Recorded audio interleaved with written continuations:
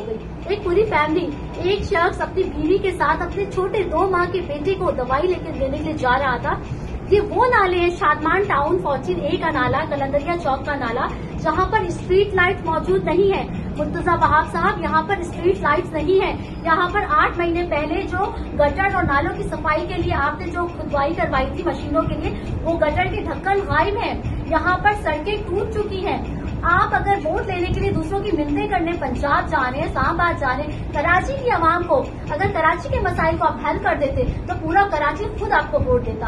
مرتضی وہاب صاحب، آپ پوش علاقوں میں جا کر ڈانسنگ جو ہے فاؤنٹین لائٹس مت لگوائیں، آپ وہاں کے پارٹس کو مت صحیح کروائیں. آپ غریب علاقوں میں آ کر جو ہے یہاں کی گٹر کو ٹھیک کروائیں، یہاں کی سڑکوں کو ٹھیک کروائیں، کیونکہ یہ انسانیت ہے. سب انسان برابر ہیں. آپ اس سیٹ پر موجود ہیں، آپ کو اللہ کو جواب دینا ہے. آپ اپنی سیٹ پر رہتے ہوئے اپنا کام کریں، کیونکہ یہ جو فیملی پوری اجڑ گئی ہے، تباہ ہو گئی ہے، جس کی بیوی 2 گھنٹے تک نالے میں تیرتی رہی، جس کا بیٹا پورے 24 گھنٹے کے بعد ملا ہے، اور ابھی تک اس نالوں کے اوپر ڈھکن کوئی جو ہے گورنمنٹ کی ٹیم وہاں پر سروے کرنے نہیں آئی. کوئی گورنمنٹ کی ٹیم نے، الخدمت والوں نے وہاں پر اپنی مدد آپ کے تحت ڈنڈے لگائے ہیں، ریڈ ریبنس لگائے ہیں. ابھی بھی پریڈکشنز پہلے سے تھی، ہماری سندھ گورنمنٹ کو پریڈکشنز پہلے سے تھی، تو پھر کیوں کراچی کی عوام بے حال ہے؟ کراچی سب سے بڑا انٹرنیشنل سٹی ہے جو آپ کو کما کر دیتا ہے. کراچی سب سے بڑا شہر ہے، پھر کراچی کی عوام کے ساتھ ایسا جو ناروا سلوک کیوں کیا جا رہا ہے؟